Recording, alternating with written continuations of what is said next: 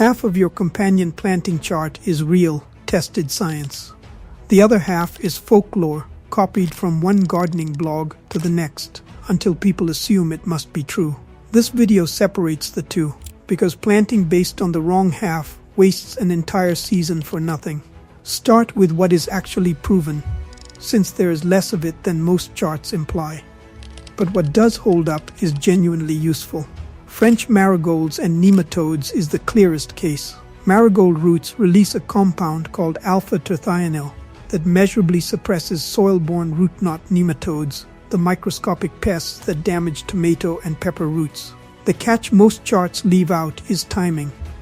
This only works if marigolds are grown in that soil for a full season before the vegetable goes in, not planted alongside it in the same bed at the same time.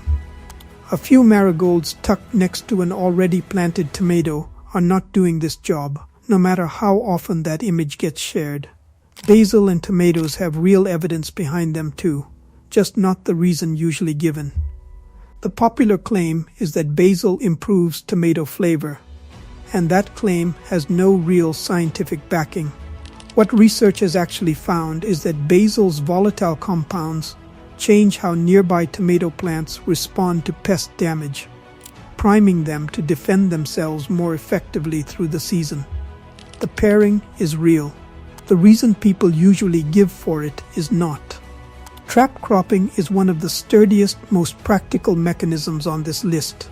Nasturtiums planted near beans reliably draw black fly onto themselves instead of your crop, and once the pests concentrate there, you remove the nasturtium and the pest problem along with it. This is not a subtle chemical effect. It is a visible, repeatable pattern that shows up season after season. Insect-tree planting has some of the strongest research behind it of anything on this list. A border of sweet alyssum planted along the edge of a vegetable bed attracts hoverflies, and university research has measured aphid reductions of 50 to 70% in alyssum-bordered plots compared to beds without it. The three sisters, corn, climbing beans, and squash, grown together, is probably the most famous companion planting system there is, and it holds up, though not for the single tidy reason usually given. Corn provides a living pole for the beans to climb. Squash spreads low across the ground beneath both, shading out weeds and holding soil moisture. The nitrogen story oversimplifies it though. The real benefit is not the beans feeding the corn mid-season. It is the same delayed process described below, working across years on the same plot rather than in a single summer. One more genuine, if narrower, example: purslane, a salt-tolerant plant most people treat as a weed, has been shown in research to improve strawberry yield and fruit quality when grown alongside strawberries in salty soil, since the purslane appears to buffer the salt stress on the strawberry roots. It is a niche case, but a good example of a real, testable mechanism rather than a general "these two plants like each other" claim. Now the myth almost everyone believes, and gets backwards. Legumes are constantly credited with feeding nitrogen to whatever is planted next to them in the same season. Beans next to corn, peas next to lettuce. Isotopic tracer studies, tracking the actual nitrogen atoms through the soil, found that only 2 to 8% of the nitrogen a legume fixes transfers to a neighboring plant while both are actively growing. Almost all of it stays locked inside the legume's own tissue until the plant dies and decomposes. The real benefit shows up the following season, once that plant matter breaks down and releases nitrogen into the soil.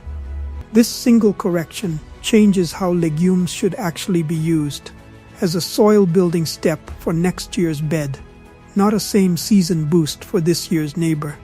Marigolds get oversold in the opposite direction from how they get undersold. The nematode suppressing effect is real underground, but the folk claim that the scent of marigolds drifting through the air repels pests across the whole garden has been directly tested and found wanting. Both Davis and Penn State ran trials looking for a measurable pest reduction from airborne marigold scent alone, and neither found a significant difference compared to beds without marigolds. Now the pairings worth actively avoiding, since a few of these are just as evidence-backed as the good pairings in the other direction.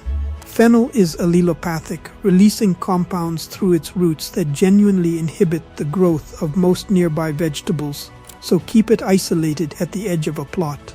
Tomatoes and potatoes should never sit next to each other.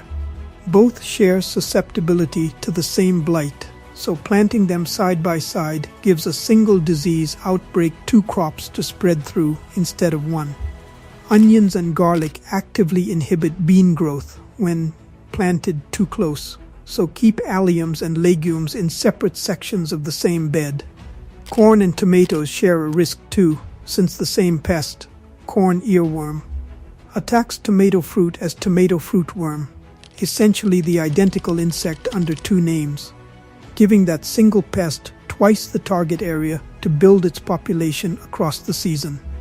Before you trust any companion planting claim, including the ones in this video, ask one question.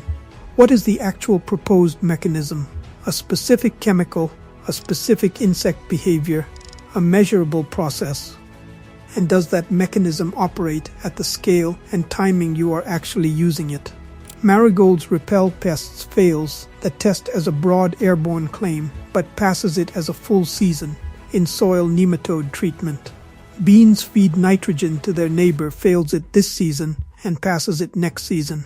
That single question does more for your garden than memorizing any chart, including this one.